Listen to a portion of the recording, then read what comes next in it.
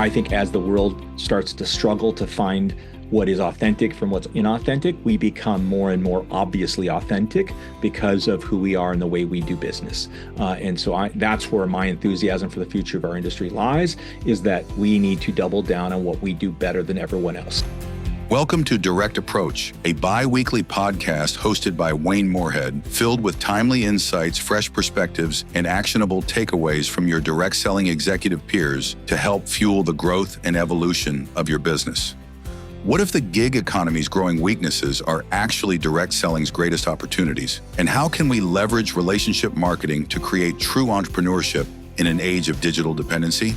In this episode, Wayne sits down with Michael Cody, COO of Genistar, to explore his DSN article, Winning the Post-Gig Economy, that's reshaping how the industry thinks about its competitive advantages. From the 3 imperatives of simplicity to the 4 pillars of belief, discover why authentic relationships, not algorithms, will define success in the post-gig economy. But before we begin, we'd like to thank this episode's sponsor, Impact Health Sharing. Hello, everyone. This is Shelly Rojas with Impact Health Sharing. You know, healthcare has always been a challenge for direct sellers, and especially right now, America's healthcare system is at a crossroads. It's challenging and it's changing fast, with experts predicting that many may see double-digit increases in their monthly premiums this coming year. But at Impact, we've never issued a universal price increase in over our 5 years in business, and we continue to add value at no extra cost to our members. For your field, they could save up to 50% a month by switching to Impact, and our exclusive wellness rewards works perfectly with so many of your auto ship programs, helping your field save even more just for continuing to buy the products they already love. For you, it's a simple way to offer your field a possible solution to a real problem without adding any cost or headcount to your business. Now let's welcome your host, Wayne Moorehead, and his guest, Michael Cody. Hello, everyone, and welcome to another episode of DSN's Direct Approach podcast. I am your host, Wayne Moorehead, and today's guest has more than 25 years experience in scaling high-performing teams, systems, and companies. His deep expertise in social selling, marketing automation, and leadership development has helped the company become one of the fastest-growing financial education companies in the UK. I'm excited to welcome Michael Cody, COO at Genistar. Michael, thank you so much for being here today. Wayne, it's great to be here with you. I am really excited to dig in. As we were talking before we were recording, I think you've got something that really all of us in direct selling need to be consuming and understanding, and then using to look at the path forward for us. It's been an interesting 5 or so years for all of us in the channel, and I guess for every channel as well. But I'd love to start out hearing a little bit more about the path that led you into direct selling and then to Genistar. Well, you know, it's interesting. I got introduced in this business, channel industry, however term you want to use for it, but I got introduced at 19 years old, this is back in the early 90s, and I got invited out to a friend's house on a Thursday night for a spaghetti dinner, and there was no spaghetti, but there was a guy in a suit there with a whiteboard, and he was drawing some circles, and I was just, I really didn't understand anything he was talking about in that moment. About the products and things like that. But at the moment he said, we provide training and coaching and support and teach you how to become an entrepreneur and a business owner, that I was hooked. That had me, because I was from a very rough part of the country, Flint, Michigan, which I know a lot of people know the history of that location, and so it wasn't exactly a land of opportunity. And so when somebody showed up and opened a door of opportunity, I was just smart enough to get on the bus and follow along with it. But what I've seen over the last, now 30 plus years, I've been in this business from both the living room all the way to the boardroom, and along that way, I've had the privilege of learning the magic of what makes this business so powerful and why I think it's eternally a valuable proposition to the world. And I've had the joy of being able to help scale some really wonderful companies along that way in nutrition, wellness, and now financial services and education. So, but what's kept me in this space is really what drew me into it, honestly, Wayne, in the beginning, which is we don't just create income, we're here to create impact and change. And really, I love the rising tide effect of our industry. I always have and always will. And I carry that forward into what we do at Genistar every day because it's really about helping families build financial literacy and legacy. And that mission is really deeply personal to me. Thank you for sharing that. It's always so inspiring for me to hear the origin stories. I almost asked this question, as much for myself as anyone potentially listening. And I'm especially inspired when it starts in the field. That perspective that you get, the passion that you feel from that initial brand partner, whoever you met, wherever, from whatever direct selling company. And I've always been jealous of that perspective. I came straight into the corporate side, and I feel like I've spent the last 25 years trying to walk in their shoes as much as I can to help support them. But so many incredible execs in the channel have really come through the field initially, and it definitely gives them some, additional superpowers to bring to bear on the corporate side. So thank you for sharing that. Well, I appreciate you saying that, but you've had a pretty good impact yourself over the last so long. So I'm humbled to even be here with you. It's a great opportunity. This is an amazing opportunity for me. I learned so much from each and every person I get to chat with. And so thank you for saying that. As we were chatting a little bit earlier, really the catalyst for this conversation, again, you've had an incredible career, but recently you wrote an article that I think is really timely and really insightful that's being quickly shared across the channel. It's in DSN. We can include a link and a mention to that in the show notes.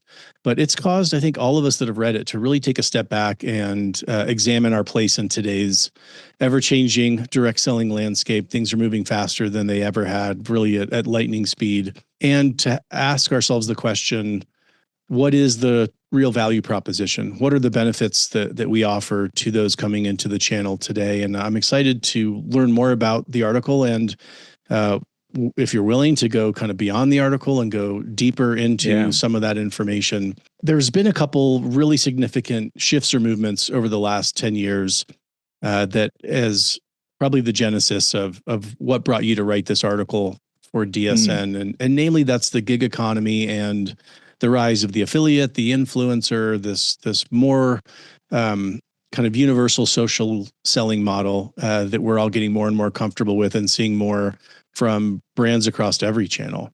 And when we saw these shifts, we did feel the sand kind of shifting beneath our feet. I would go to DSU, would sit in some of these meetings, and we didn't know, I feel, whether to run towards these, to run away from these. How do we position ourselves against these? We knew that there was some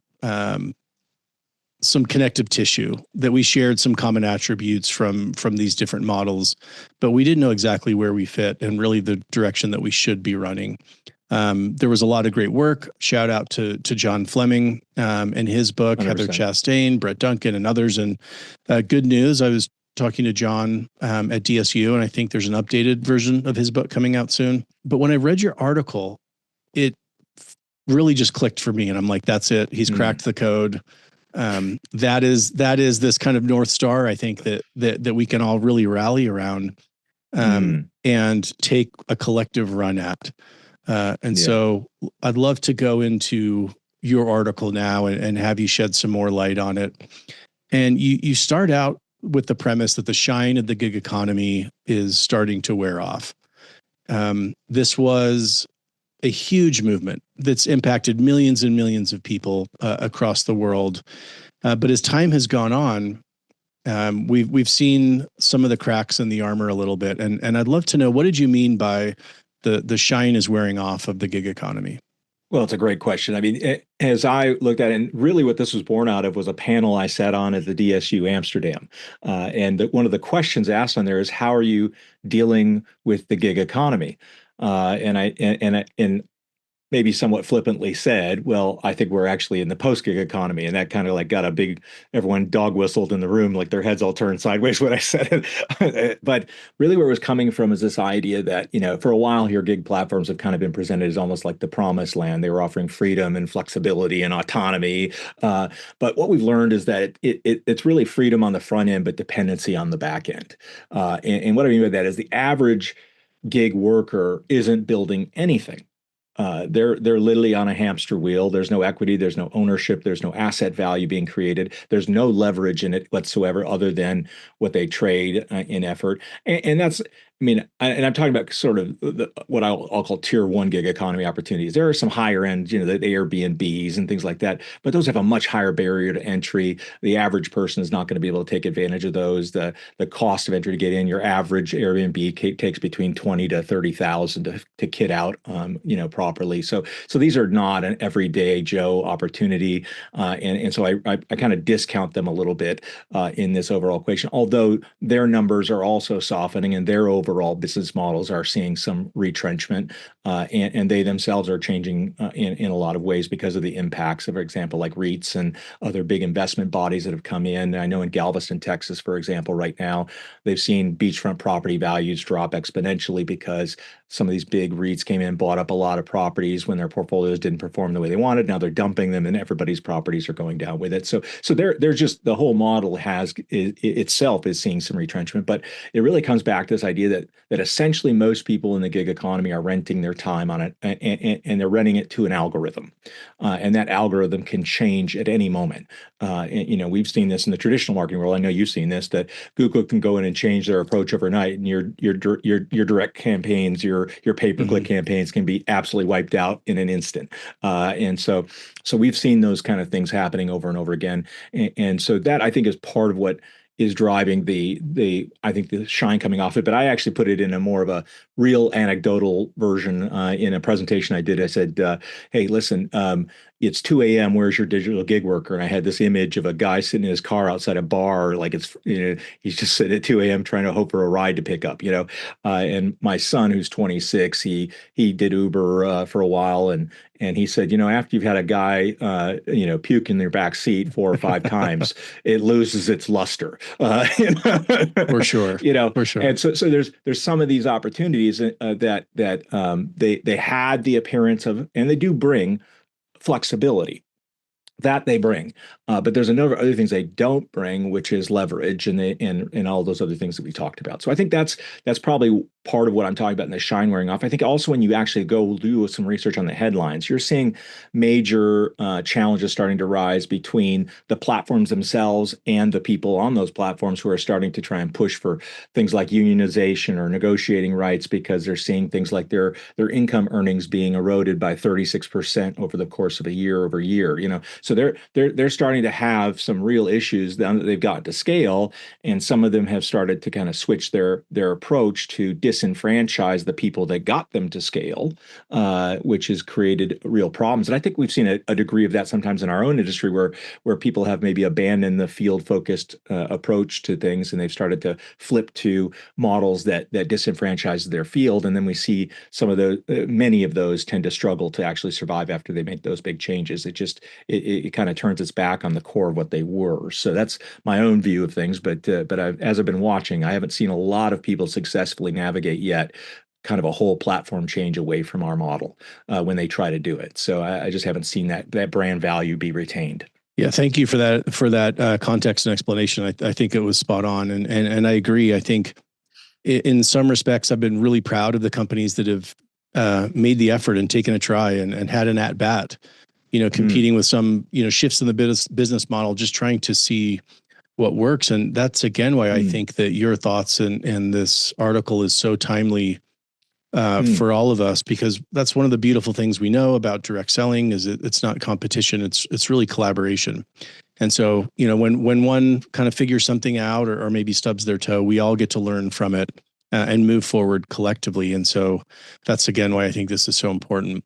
So when you were talking about the gig economy in the article, you introduced the term digital serfdom, which I thought was incredible. I may steal and use a little bit, but can you share more on that? Well, I think it goes back to this idea that, and I mentioned this idea of Marshall McLuhan and the whole tetradic Hmm. analysis model, and it's really about a trend spotting analysis, and it's a tool used in marketing to try and predict trends and what's happening, and every trend ultimately reverses over on itself. But when you look at what is the actual outcome of this model, I mean, what does it pull back from history? And one of the things it pulled back from history was really something from the 30s and 40s, which was piecework economy, this idea of working for piecework, and so in the modern version of it, you're effectively working land that you'll never own. You'll never own the platform. You're never going to have a piece of Airbnb unless you buy their stock. You're never going to get that kind of leverage of the platform. So the platform is the landlord. Hmm. They're the landowner, and you can be cut off overnight by a rating, a policy change, new technology. We've got Uber dumping 3 to 500 billion into autonomous cars in major city markets. Well, so why would they do that? Because they're disenfranchising the people that got them there. Because the car doesn't get sick, the autonomous car shows up every time. It doesn't demand higher pay. So the autonomous driving. So that's digital serfdom because it's a new shiny form of digital dependency, and your income changes if the platform changes. If the platform goes out of business, you're out of business. And so that's what I'm talking about, is that you really don't have anything that you control other than your own time again, and you're getting a return on effort of 1 to 1. You show up, you Hmm. turn on the app for an hour, you get paid for an hour if you get rides during that hour. So that kind of dependency where you don't own the channel or customer or relationship or any of that. And that's not true in our industry. In our industry, in our channels, people do have those customer relationships, and they do have those networks that they're developing underneath of them, and those leaders do have a critical role to play, and they have a voice in the dynamic. Usually, with any healthy company, they do. And so there is a much more collaborative nature and a much more invested nature there. And when I look at what we do in our channel, it's a shared risk expansion model. I mean, this is as old as franchising's been around. It's in my opinion, a franchising light, in the sense that it allows you to get in and leverage a proven business model that you didn't have to create. And if you bring your effort and your energy, you can get rewarded in direct proportion. But it allows a company to expand by not having to physically open location or cover all those costs of expansion. So we're sharing the risk of expansion together, and we're sharing the reward of expansion together. And that's not the case in these other platforms. Yeah, it's such a great analogy. And while it does offer flexibility, there really, really is no empowerment in working at the gig economy. It is just that 1 to 1 trade-off. Um, you talk about these 3 imperatives. So in light of all the things that the gig economy has gotten wrong or has changed as it's scaled and matured from a life cycle perspective, you mentioned a few things that the gig economy did get right, and Mm. I'd love for you to talk a little bit about those 3 imperatives, if you will. Yeah, well, I look at it and say, listen, Uber didn't win because it was particularly sexy. It won because it was ridiculously simple. I get in my car, I turn on an app, I give somebody a ride. I mean, you can get signed up and going with them very quickly. So the burden to get started with them is very easy. So, that for me, that what we call ruthless or relentless simplicity is really what we as an industry, I think, can learn to emulate, especially those of us who are carrying legacy brands forward and going through those reinvention cycles where there may be some more entrenched patterns that are carryovers from earlier eras of our channel that don't really work well in today's world. And so the 3 imperatives, as we talk about them, are relentless simplicity, reducing cognitive load, and removing administrative burden. And I'll unpack those real quickly. But relentless simplicity is this idea that if a person can't get in, and this is the way they're thinking within the gig economy platforms, is if somebody can't get in and earn in the first 7 days, they're going to quit. Okay, so they know they've got to be able to get up, get functional, and earning as fast as possible. And one of the things that's really interesting about Airbnb, I was just watching Brian Chesky on Diary of a CEO. It was a really Hmm. interesting interview with him. But his background was actually in industrial design, industrial engineering, and the reason he went into industrial design was because he said he loved the idea that somebody might create something and design something, and you can appreciate or you can not appreciate it. He said, but it's very hard to give you a really solid metric on whether or not that was impactful or not. He said, but in industrial design, if you design a cup that nobody wants and doesn't work, your feedback's immediate. It doesn't sell. Okay. And but it also forces you into this mindset of just radical simplicity, just really, really honing in on how do we make this so simple, so easy to adopt. And he said he's relentless about making it simpler. And so for me, every confusing step we introduce creates friction. Every time we create friction, what we're dealing with now, especially as we're moving into millennials and Gen Z, or Z as they say over here in the UK, but Gen Zs, is most of these people grew up in a world, there's always been touchscreen devices. They've always known an iPad to exist. That's not my era. I grew up, pre-cell phone, frankly. But the idea that in their world, think about how intuitive an iPad is. I've got a 3-year-old grandson. My grandson picked up iPad. I was there the first day he started using it, and within 10 minutes, he had it sorted out. A 3-year-old. Yeah, it's incredible. Okay. And so when you think about that as a subject of system design, it's just bloody brilliant. Okay, because of how simple it is and how easy it is to adopt. The kid can barely speak, okay, and he can figure out how to operate a piece of technology. That's brilliance, okay? And so what I think we do in our organizations is we might miss a trick when it comes to, are we really scrutinizing everything about our joining process, our learning processes, and our earning processes to make sure that they are deeply intuitive? That they are deeply intuitive. And if people have to sit down with a quantum engineer to figure out your 37-page comp plan document, it might be time to rethink it. And I think that's something where in the past we've just kind of accepted that complexity and just moved past it. Because we were selling the dream, okay? And I love selling the dream, but at the same time, people don't have the patience they once had, the attention spans. You can look at video attention rates. I mean, we're in the TikTok world, man. If you've got 3 seconds to grab somebody, if you're not grabbing them that fast, you're already missed it. And so that's true. And if we're looking at replacement rate in our industry, because we've got a lot of senior leaders in our organizations who are aging out, and how are we bringing up next generations? And their table stakes for simplicity are much higher as far as how well thought through your systems are. When it comes to reducing cognitive load, it kind of builds off this idea of relentless simplicity, which is to say, our people have full lives already. Most of them are working with us part-time, 8 to 10 hours a week. So they're parents, teachers, nurses. They have soccer matches to get to. They've got birthday parties to plan for the weekend. They've got things going on in their world. And if onboarding for them feels like they've picked up a new homework and a new job, we lose them. And so how do we shorten the path from sign up to first income? That's really about reducing cognitive load. How much brain power do I have to spend figuring you out? Because they just don't have the patience they once had. They don't have the attention span they once had. And so if you can't rethink how you do this, I mean, we're going through this internally. I literally just came off a 2-day meeting with what we call our steering committee, which is top field leaders, but also top internal corporate team.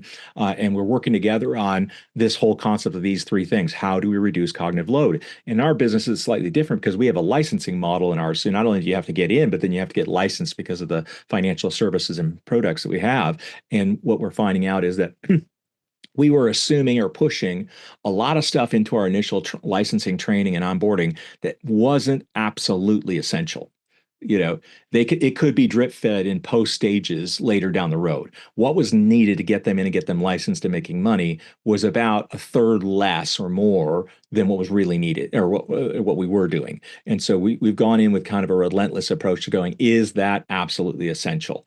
And it's been critical to get alignment with everybody on it, because what we had is certain people loved that certain pieces were in the equation because that was their favorite bit. Oh, I love it. We teach that. I love that. That's great. But is that actually helping them achieve what they need to achieve? And so again, we're reducing that cognitive load. And then for me, administrative burden, listen, I grew up in an era where I first got into the industry, we had like multiple page forms we had to fill out, and we had to go to pick up our orders on a weekly basis from our direct distributor's house. And he had all that showed up to his garage, and he had to break it down into orders. And I mean, that was a lot of administrative burden that would be traditionally on the side of a corporation. Like today, they'd all be doing it out of their Amazon warehouse or something. But that was the era I grew up in. That burden, that paper pushing and all that stuff was just par for the course. That's just it's how it worked. That's not today. And today leaders if they're spending too much time managing forms and systems instead of mentoring and motivating and growing leaders in the field, or what we focused on IPAs, income producing activities. So AI and automation are a great opportunity there, I believe, to help remove that friction, not add layers to it. And so that's where we look at the role of AI. I mean, we all see the fun generative stuff. I'm looking for the stuff that can remove administrative burden and remove friction out of the day-to-day process, because my goal is within 10 years to reduce the administrative burden on our top leaders by 80%. So that's the goal we're kind of aiming for. How can we make it just relentlessly easy for them to get in there and run their business day to day, and use AI to help spot the anomalous patterns, to start to become more intelligent and enable them to lead more dynamically and keep them focused on growing the field and growing leaders and supporting customers and things like that. So that's how we're seeing it. Yeah, such an incredible lens, I think, to look through our businesses through, using those three imperatives. And it's interesting because we've always known, for more than 100 years, we've known that simplicity equals speed in direct selling. But I think we felt at times kind of held back by our systems or processes. And I just want to circle back and highlight today's distributors, those coming in, those that have been here, they're no longer willing to jump through hoops, to deal with clunky processes, to have patience with friction. In today's technology-driven world, we're not just competing at the product level, but at the systems level, at the platform level, at the speed to delivery level. So there are so many things that we didn't once have to consider as much, because maybe we were the only gig in town, not to use a pun. But now the competitive landscape is so differently. We really do need to consider all these elements and their impact on our business model. So there is some gold in there for us, though. There's some silver lining to what has happened with the gig economy and how it's evolving. As you look at it, why has the growing dissatisfaction with gig work and the gig economy, why does that present such a big opportunity for direct selling companies? Well, yeah, it's really one of the most critical questions we need to be asking ourselves right now, in my opinion. And it all comes down to the fact that what gig platforms do great is scale. What they do terribly is personalization and community. Okay, they create zero connection. And if you look at, especially post-COVID, and you look at the nature of what's happening, and I think, again, the Heather Chastain's work and Bridgehead Collective, I mean, just really, really brilliant stuff. And if you haven't read that, dear goodness, what are you doing? Get out there, get it buried in that. Obviously, we pay attention to the European one more because we're UK based, but in general, what we're seeing is a trend towards community, just in the fact that certain things like the largest return to church of any generation, I'm not getting religious here, but just following a social pattern, the largest return to generational move back to church is Gen Z. Okay, Gen Z is going back to church. Why? They're going back to community. They're going back to connection. They're going back to the things that make them feel grounded. Okay, and I think we do this so much better. I mean, there is no ownership. There's no compounding value. There's no path to equity. It doesn't produce activity, or it produces activity, not just prosperity, the current gig economy model. But the thing it really misses the boat on is relationships. It misses the boat on building community that is a positive, supportive community that's helping people's lives get better. And I think we do that better than any industry I know of on the planet. And I think it's something in some ways, we may have lost some sight of that, but I think it's something that we really just need to start to double down on, because we couple community with value creation. We couple community with long-term value, long-term asset value in the form of they're building something that actually can work when they're not. And I love what Art Jonak talks about, breaking the zero, which I'm sure you've heard before. And he talks about the fact that, if you're starting the month at zero, then you need to break that number. And he said most people are part-time earners and full-time spenders. And so what's happening is, if you're looking at what's happening with the debt trends in the world, you're looking at what's happening with all the other factors that are happening as people are starting to take it into account that having side gigs, side hustles, side things is just going to be a natural part of life, and every person will have them, then we have a voice in that which talks about how you create leverage from that, not just activity, but prosperity. And I think that's what we do better. And so that's where I see our unique advantage, but we've got to really know how to position that advantage in today's world.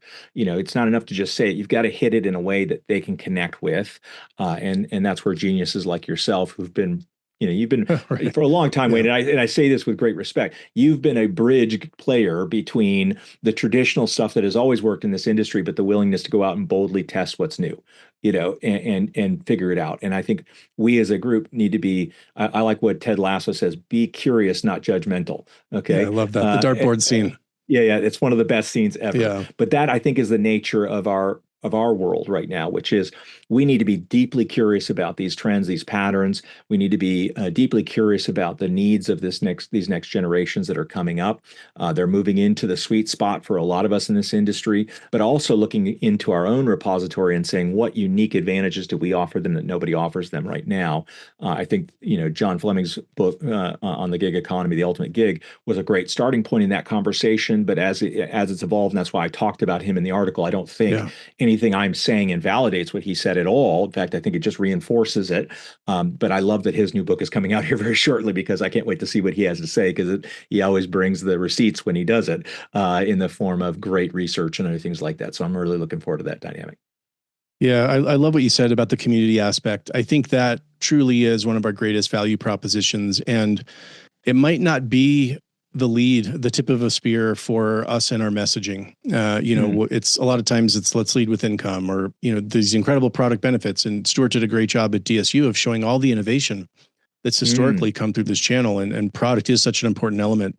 But I do think we need to kind of turn the dial up on the community aspect, because I think that is one of the things, the drivers that people really are searching for, as you mentioned, and that we provide better than anybody. It's not just community or connection, but it's community connection built on shared values, built on a shared purpose, a shared mission, which makes it more impactful and even more sticky from a retention or business standpoint. But this shifts us into really the core of the article around relationship marketing, and it was so timely for me as well, because I was having a conversation with a very successful distributor who's built a large global organization, and I guess where I was being curious and not judgmental, to continue the Ted Lasso analogy, I was just asking, like, what's working? What are you saying? How are people responding? What are they responding to? And he said that one of the biggest things was in today's world, he talks about the reason you can't get ahead. I think many people know with inflation, in many respects, this is the first generation to not do better than the previous generation. And so I think a lot of people are feeling stuck. And the message that he's talking about is that people are relying on their own efforts, and solely on their own efforts. What we offer is the ability to build as a community and leverage that collective power to build something that matters and is meaningful. And it was so in line. And I think, again, that's why, it just sparked the desire to have this conversation with you. Can you share a little bit about, kind of set the table for relationship marketing and what you're seeing? Well, I think there's something I want to double click on in what you said, which is this idea of the most powerful word I ever learned in business. And I spent a lot of time working with people like Robert Kiyosaki, Rich Dad Poor Dad fame, and it's this word called leverage. And that is the nature of growth and scaling and achieving anything of substance, is understanding leverage. And really, in business, there are really only 5 forms of leverage that exist. And it's people, it's marketing, it's systems, it's finance, and it's structures. Okay, those 5 things are the things that you leverage in a business. And so in our model, we leverage all of them. Okay, we leverage all those in the direct selling model. And I love that about our model. Franchising also does that. But in our world, if you look at us and the rise of relationship marketing, the big pivot for me is where the gig working is renting time, relationship marketing is building leverage. And so that difference comes in the form of, hey, repeat customers can become repeat pay. Teams can multiply output without adding employees and multiplying your hours. So your ratio of hours in to output out grows as you scale your network exponentially. Your own customer relationships in the community, you own your customer relationships in your community. They're not rented slots on somebody else's app. And then while not every happy customer becomes a rep, I know everyone likes to say reps become customers. It's not always the case, okay? But they do and can become advocates that tell stories, and we know the virality of stories in our industry because of the impact of social selling and all those components. That can have a huge ripple effect that can create growth that an algorithm can't replicate, and so I think those are things that are truly unique to how leverage or equity value is built in our business model. And we create what I like to call time and money leverage. Gig model trades effort for earnings. And so relationship marketing multiplies impact through people.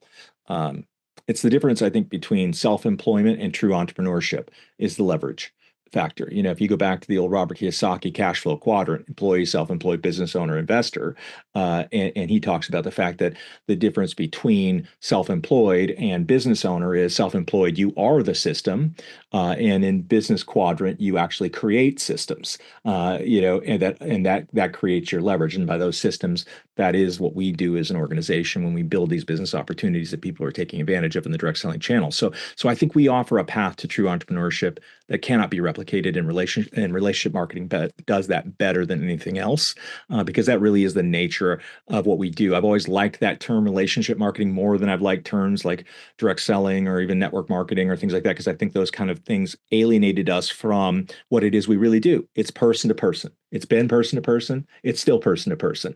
And I think in our AI-driven world now, where people are beginning to distrust content more and more because you just don't know what you're looking at anymore, the authenticity of eyeball to eyeball becomes extremely valuable in that market and in that world. And so that's where I think us doubling down on relationship marketing as the core of what we do is teaching people how to leverage relationships to build real value. That is huge. The relationship marketing world really does outperform the gig model.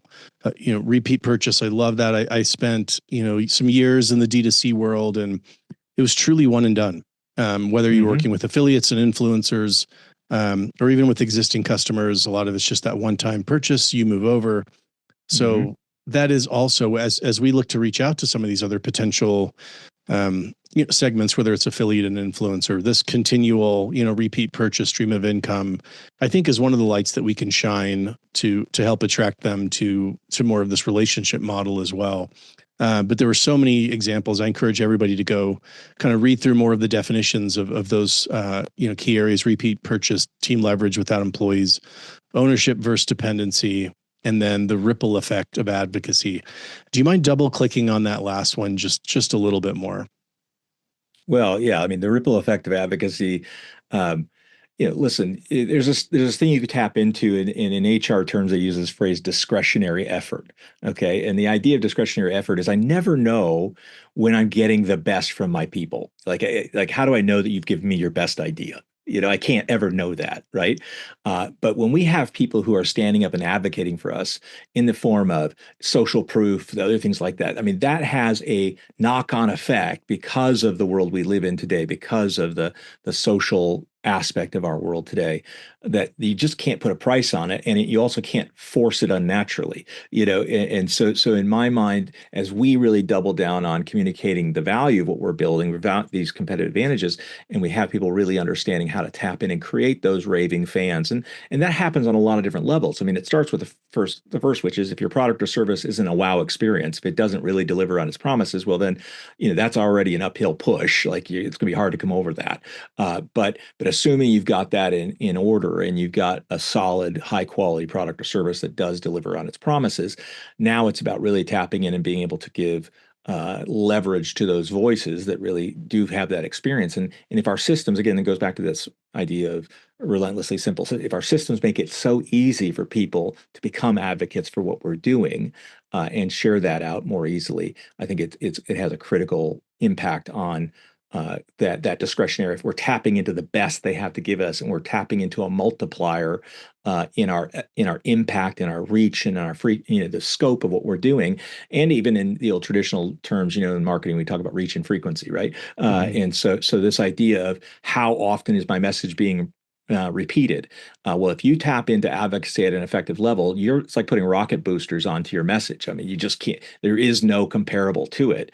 And we see products that shoot out and go crazy overnight. I mean, how quickly did ChatGPT get to a million users? I think it was just days, and so that idea of how do we get to that dynamic? And our belief is it comes in again in really bringing forward the message. Now, I don't have any illusion. I think people are going to come in the front door just because of the community aspect. I think we still have to talk about people come for the money, they come for the product, but then they stay for the mission and the community. I think that's the glue that keeps them there.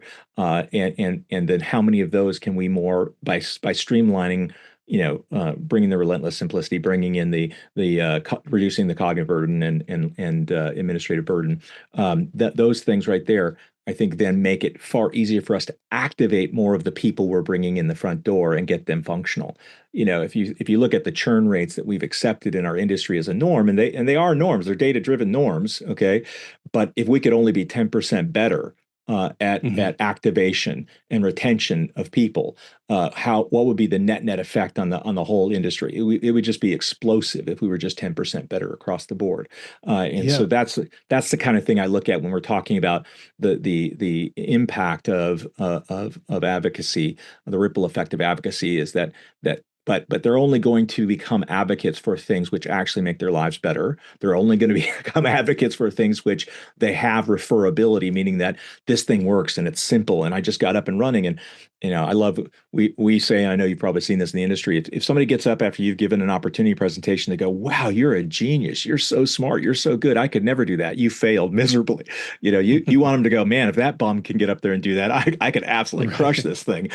So that's the kind of thing that I'm talking about when we're talking about that simplicity, that component, that creates that ripple effect of advocacy. And I think it can go absolutely crazy for us in a good way if we really lean into that as a priority. Are you ready to revolutionize the way your direct selling company accesses industry insights?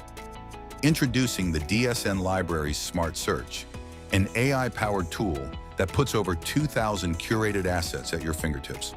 From compensation trends to emerging markets, answers are just a click away. If you're already a DSN supporter, then you have access to Smart Search right now. If not, it's time to check out our updated program. Starting at just $1,000 per month, your entire company can get access to the channel's most comprehensive collection of education and insights available. Visit directsellingnews.com/supporter to see a demo of Smart Search in action and to learn how your company can become a supporter now. We also invite you to join us at the Future of Commerce Deep Dive event, where we tackle the critical question, what's the right choice for your company? With countless platforms, partners, and promises competing for your attention, clarity is harder to find than ever. This event is designed to help you cut through the noise and make informed decisions that drive growth and innovation in your business. Join us to explore cutting-edge e-commerce solutions, gain actionable insights, and connect with industry leaders shaping the future of commerce. Visit dsnevents.com today for details. One thing that just came to mind as you were talking about the impact of that 10% better. And it made me think not just on the financial level, but I think also on the reputational level of the industry as a whole. If we're able to serve 10% more people, meet their expectations, exceed their expectations, get going, provide them benefits, also it has a huge collective reputational impact as well. And so I think we need to think in terms of both, but I love that you talked about that. Even that's a worthy goal, is let's just get 10% better in so many of these areas here as quickly as we can. And I think the impact across the channel would be huge. You also introduced a new success metric. So I'd love you to take us through the difference between ROI and ROR. Well, I mean, I think we all know ROI, return on investment. This is the number that the PE guys are looking at when they got their spreadsheets out in front of them, and they want to know, what am I getting from it for every penny I've invested? And I think that metric as a lead metric has caused probably some of, I'm not going to say all of, but some of the less than successful stories we've heard in our channel because of the PE impact that's happened over the last 15, 20 years. And we've seen some of the disasters of that. We've also seen some of the results and successful results. But in general, I believe in our industry, and I believe, frankly, in the universe, the most valuable asset is relationships. From where I come from, this idea of if I had to start over again from scratch, it would be my network that determines my future. It would not be my bank account balance. And so if you have invested in deep and abiding relationships, and I had this conversation with a young guy in our own business at one point, and I held up my phone to him and I said, "How much is this phone worth?"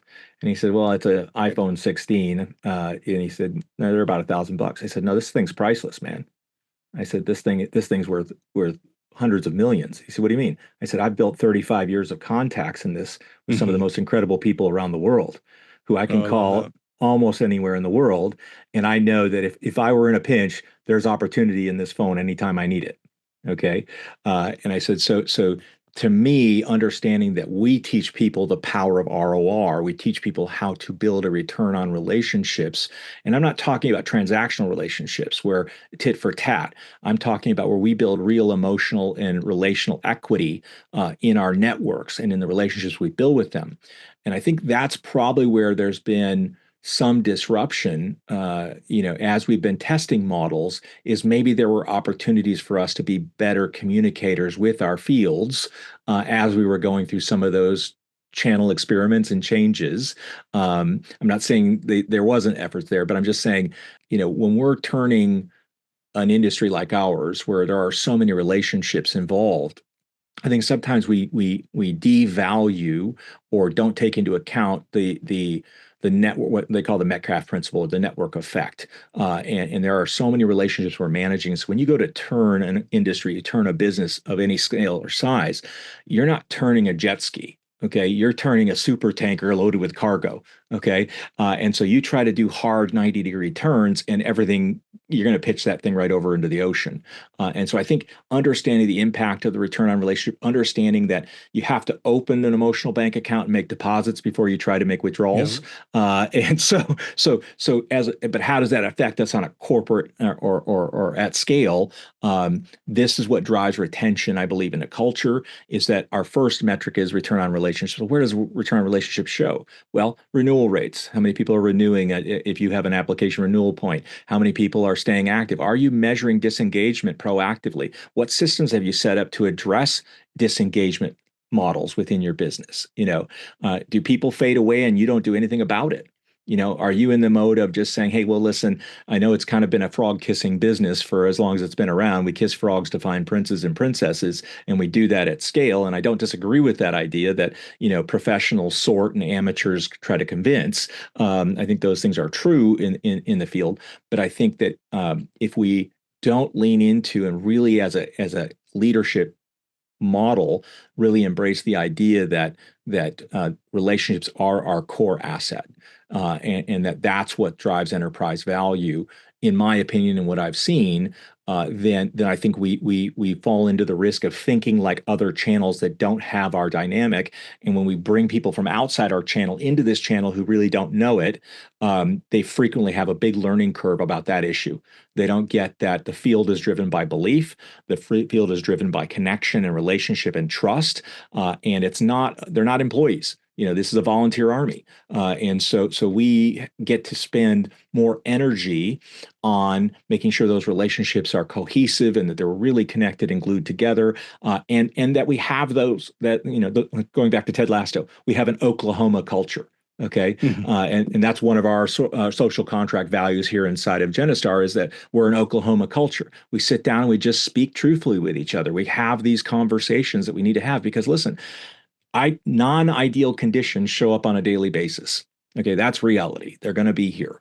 But as we get into working on deep ROR with our field, deep ROR with our customers, then when those disruptions or those potential issues come up, we can have those Oklahoma conversations as a culture and work together to turn the ship where we need to turn it. And I have found that, it's a funny phrase, but you can get away with murder as long as you get permission up front. Okay. So if we can have those Oklahoma conversations and we can get on the same page, it's amazing the challenges your field and your customers will come along with you for if they're bought into it. But that only happens in cultures where you really have a strong ROR mentality, I believe. I love that. And in continuing with the idea, whether it's a measurement or a model around relationships, belief and trust are at the core of each and every one of those relationships. And that has been one of our superpowers since direct selling began, is really helping build belief in people in a number of ways. And I'm glad that you still called this out and highlighted some of this. Can you share the importance of belief and the four pillars that you outline?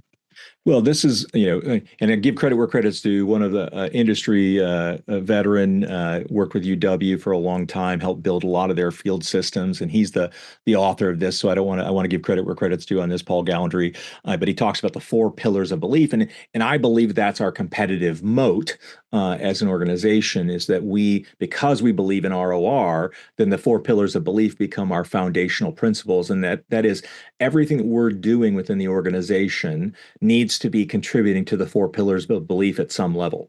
Okay. And so for me, the four pillars of belief are first, the belief in the company. Now we're talking about certainty and leadership. It's, for me, certainty from leadership, like we're here to provide, a mandate of certainty. Like that's what we do as leaders. We mandate certainty.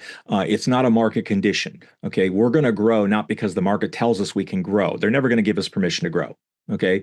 We're going to go out and set and chart a course, and they're looking for a leadership that is convinced and directive and has a plan and belief. They want, if you don't believe, they can read it on you. People can tell if you don't believe. Okay.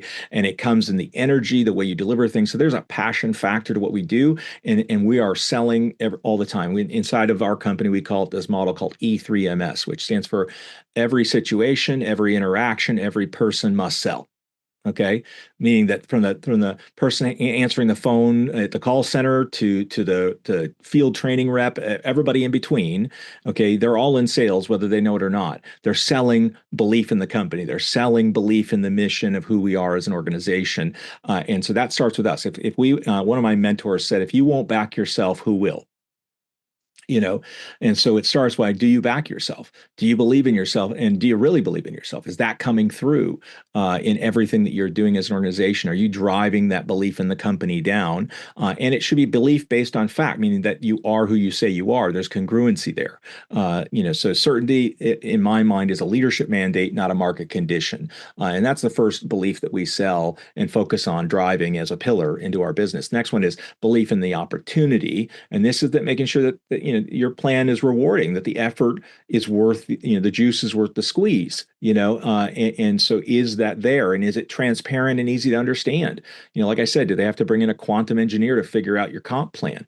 How do I get that super duper star galactic lord bonus with the cherry on top? So those kind of things, I think we've created so much complexity, I think, over time that in many cases it's becoming disconnective to people who don't have time to figure you out. Okay, so if we and one of the things we've seen from regulators is, is the way you're presenting things in a way that plain English people can understand, or whatever language you're dealing in. So if it's not clear and transparent, if it's not easy to understand, then I think you're doing yourself a disservice, and you're undermining the belief in the opportunity pillar as it goes forward. Then the third one there is belief in themselves, and this is meaning that as they look at your system and the support and the coaching and other tools around them that are going to help them succeed, are they able to envision themselves succeeding within that system? And do you make it easy? And is there the coaching and support and the belief and all those things that we know have worked for eons? Is the recognition there? People want to be recognized. They still want to be recognized. I joked the other night that I've seen people crawl through hell on their hands and knees to win a pizza dinner with a speaker after an event, but they didn't do it for the 1,000 pounds they could have made. Okay. The 1,000 pounds was the side benefit. They were really there for the pizza, so that connection, that's the community, that's the belonging side of things, but belief in themselves. And I believe that we have seen a direct relationship between competence and competence. And so if we can drive competence quickly and confidence, people stick. People tend to be with us for a very, very long time. But we've got to remove those cognitive administrative burdens to make that possible. So that's part of it. And then I think the last one, which I believe is actually probably the most important of the four pillars, which is belief that they individually are valued, that they are valued by our community, they're valued by the company, they're valued by the people within their hierarchy. And this is huge because they do salary surveys, and it was very interesting. I've watched these for years. And they look at the reasons that people leave a job. And one of the top reasons that they leave is that they don't feel like they personally matter. Mm-hmm. Like inside the company, nobody cares about me. Okay. The second reason they leave is they don't feel like their job has any future path to it. Like I'm on a career path that's not going anywhere. The third reason they tend to leave is that they feel like the company itself has no future or path. They don't understand where the company's headed, and they don't feel like they're on a winning team. And then the fourth reason they leave is money. And so we tend to go towards the money lever all the time. But the truth is there's other simpler things that have a much lower upfront cost, but have a much higher yield in their efficacy. So we talk about how do we keep 10% more? Well, how about if we really just powerfully make the statement that they're valued and they matter? And we're building marketing automation sequences. If somebody doesn't log in 15 days, we send them a message, just a funny message that says, "We love you. Where'd you go?" Little things like that we can know that are the early stage signs of disengagement, to let them know they matter to us, that they're important, and their absence is seen and felt. And I know that's hard to leverage sometimes in the balance of an organization where leaders are focused on heavy recruitment, trying to get people in the door because they know there's going to be a dropout rate, and so I'm not trying to demean any of that, because we definitely have that component to our culture too.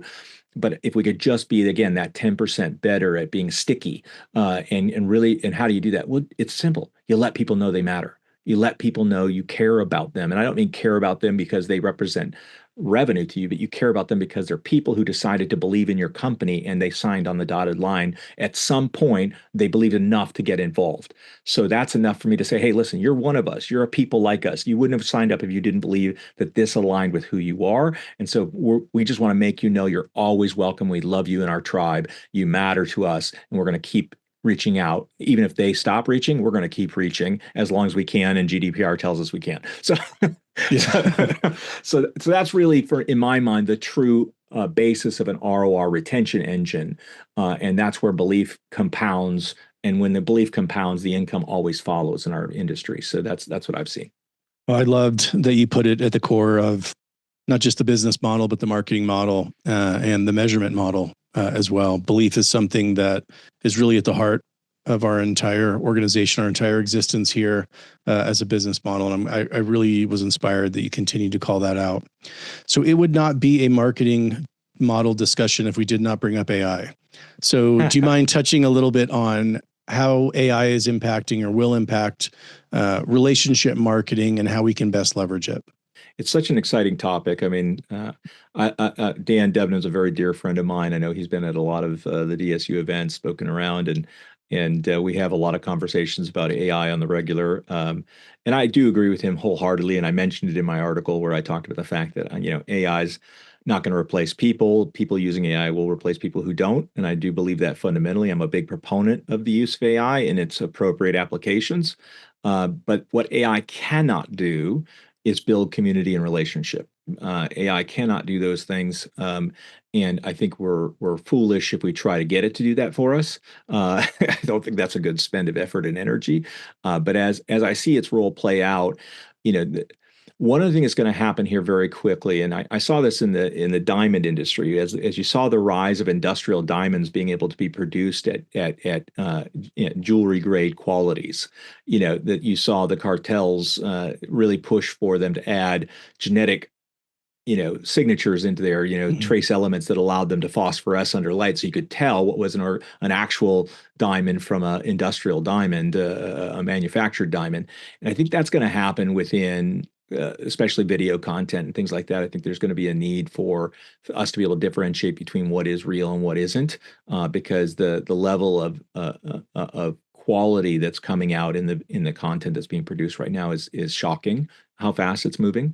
But it's going to, at that same inverse, the quality is going up so fast. What that means is there's going to be a precipitous drop in trust.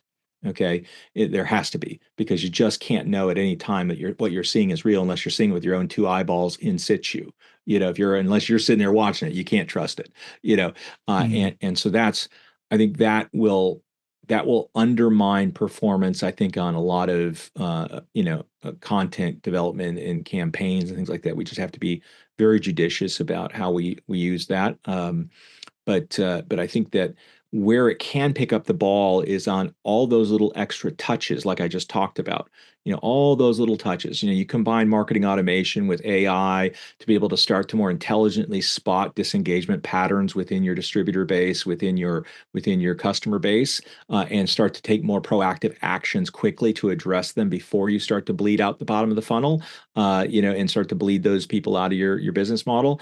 Before we've just used brute force activity to overcome a lot of that. I think in some ways, some companies have been more innovative on the use of marketing automation and other things, but I think when you combine what AI can do in that large data modeling and that large data analysis, when you combine that with marketing automation platforms and you embed that into field support tools to drive next best actions at the distributor level, I think that you can get a very powerful uplift from those things, and it will cause us to not bleed out quite so much or not have to replace so much, and drive that in. I think it also allows us to really start to get real truth in our analysis of what is and isn't a successful product launch.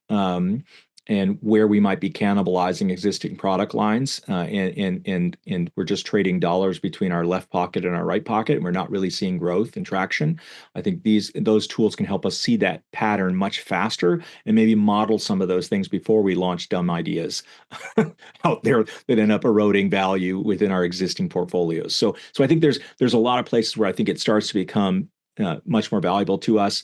At the end of the day, I mean, I started in marketing and digital marketing and marketing automation and things like that. And in that world, I've said, marketing is actually quite a pragmatic business. I know like people like to focus on the creative aspects of marketing and branding and those kind of things, but really it's a maths driven business, and I've always told people I'm very pragmatic in the sense of I don't care what works. I just want to find what works. Yeah. And I think that what AI does is allows us to crunch through data we couldn't even process practically in a way that we never could before, and to start to spot patterns and then start to really draw the nuance of those patterns to understand customer behavior, understand distributor behavior in ways that we couldn't see before.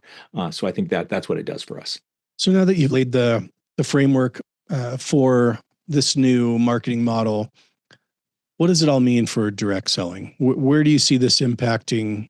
Is this the direction we need to start orienting our ships to?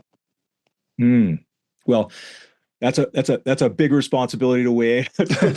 I'm going to say, but I do believe that we win on relationships. I think we win there better than anybody can.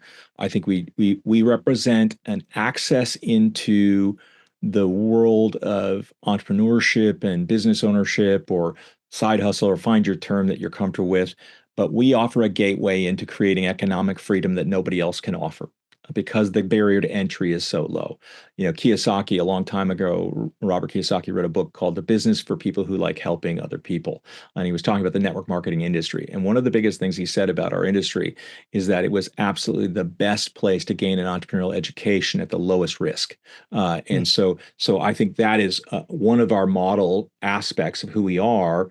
And he wasn't saying that as a practitioner inside of the industry. He was saying that as somebody observing the industry from the outside, who obviously has a great deal of knowledge about entrepreneurialism and investing and all the rest of it. But he saw that there was a scale factor that we offer.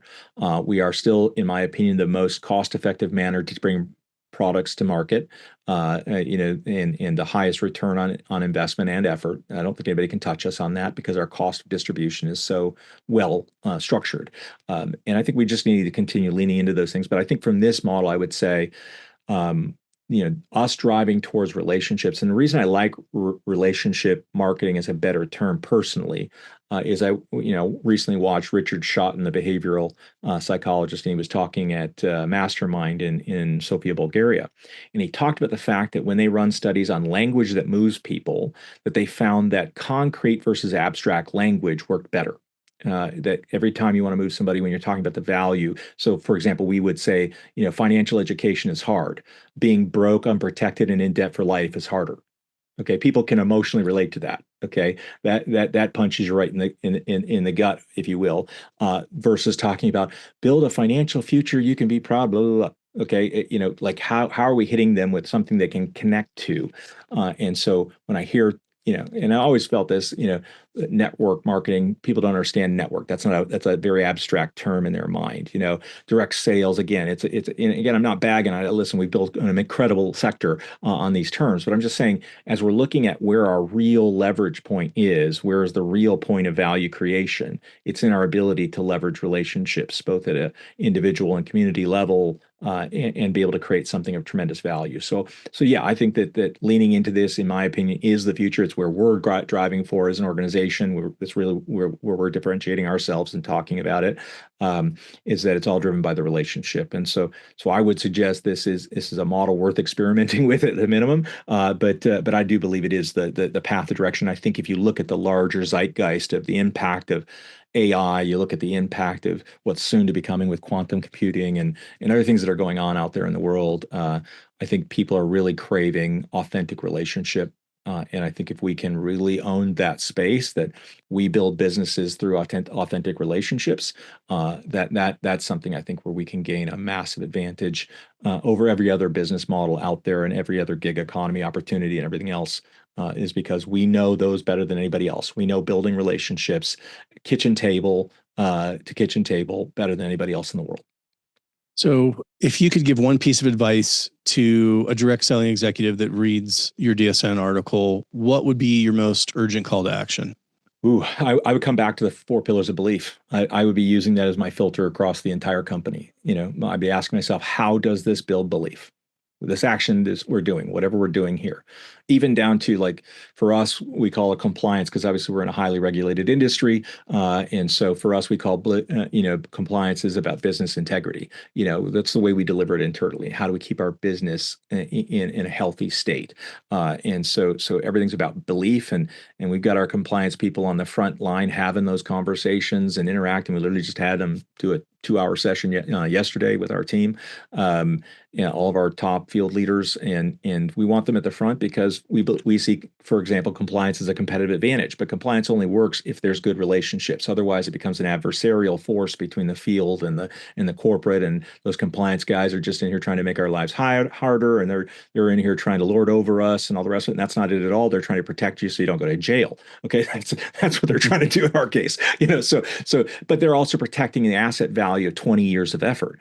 So this is. But if we have that Oklahoma culture, so if we're doubling down, if we're really driving into these 4 pillars, the other thing that I would do in there is, as I'm looking at the 4 pillars, I'd be going back to the three things I talked about. For me, how are we driving in, relentless simplicity into everything we're doing? And ask ourselves, could it be simpler? There's a risk, and I talk about this internally with our own team, Wayne, which is the risk of oversimplicity. Okay, so you've actually dumbed something down to the point that it's just dumb. Okay, it's no longer working. Okay, so we've got to find that happy balance in there. But friction is your enemy. Friction is your enemy in this world, and so wherever we got friction, and you can tell where you've got friction, just analyze your call center. Take all your call center recordings, like we do. We run them through an AI bot, and we draw out the most common themes on a monthly basis happening for all of our call center calls, because I want to know what's happening in there. What are the themes? And then that should give you a sense of where's the friction showing up in your system. And then we can start to drill down into that and go, okay, what's the opportunity here? In the book, Mastering the Rockefeller Habits, he talks about identifying Yeah, he talks about Vern Harnish talks about identifying the X factors. He's saying those areas that are choke points now, but if you solve them, become multipliers, or could become multipliers for your business. And so, to me, taking all of the frustration and the upsets and turning those through a filter to be able to find what the opportunities are, that to me is X factor kind of activity where you're trying to find where are those multiplier opportunities. And if you solve those things and you're able to do that better than anyone else, great. You get that ripple effect of advocacy because you're making people's lives easier and you're letting them get to results with, more leverage, meaning that they're getting higher outputs than inputs from a return standpoint. So last question, you've been very generous with your time. So as you look ahead over the next 3 to 5 years, what excites you most about this human-driven, social-driven, relationship-driven economy that we are operating in? No, it's my favorite question, Wayne. I'll tell you why, because I got in this business because I love the people and I love what it's about. And I love the fact that when I had no opportunities, somebody opened a door for me. And that has changed the direction of my life over 35 years. I'm married, 7 kids, 4 grandbabies, and I'm actually more excited about this industry today than I was when I first got involved in the early 90s, because what I now see at scale is how many lives can be impacted. And so for me, I'm excited about us leaning into leveraging AI, leveraging technology.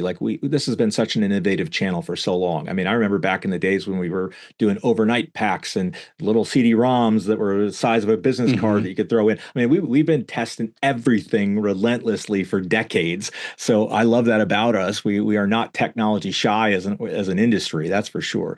But what I've really loved is that what was true, and I believe has been eternally true, is that relationships are the X factor and we do it better than everyone else. And so in my mind, I think as the world starts to struggle to find what is authentic from what's inauthentic, we become more and more obviously authentic because of who we are and the way we do business. And so that's where my enthusiasm for the future of our industry lies, is that we need to double down on what we do better than everyone else. And that is, again, person to person, building trust-driven relationships backed by amazing products and services that deliver on those promises with a compensation structure that helps people feel rewarded for what they do. I think that's a lethal combination, and I think if we continue to play to that, and we focus on simplifying what we're doing and learning those lessons, I think that is, if I would say anything, Wayne, we look at the affiliates, we look at all these other models that have come through, we look at the gig economy, and all the rest of it is learn how to take the best out of those, scrape out the best, but not lose the DNA of who and what we are in that process. And like you, I totally respect the companies who are testing these other models. I really do. I know for us that wasn't a direction that made sense for our model, but I respect that they're doing it. I would like to see us do it even more collaboratively with our fields and really have that deep return on relationship mindset. Well, Michael, thank you so much for being here. Thank you for sharing the insights here on the podcast as well as in the article. I encourage anyone listening that hasn't, make sure you get your hands on it in the November issue of DSN, or go to directsellingnews.com where you can access it there. Thank you for being an incredible champion, for your passion for the channel, for helping us all kind of rethink and re-examine our place in this ever-changing economy, and look forward to hearing more from you either in print or in person. So thank you so much. Absolutely. Thanks, Wayne. Thank you for tuning in. Please take a moment to subscribe and give a 5-star rating and review to help Direct Approach continue to provide more candid insights and interviews for direct selling corporate executives. And don't forget to register for our upcoming spring events at dsnevents.com. Secure your spot now. Thank you for listening and supporting DSN and the Direct Approach podcast.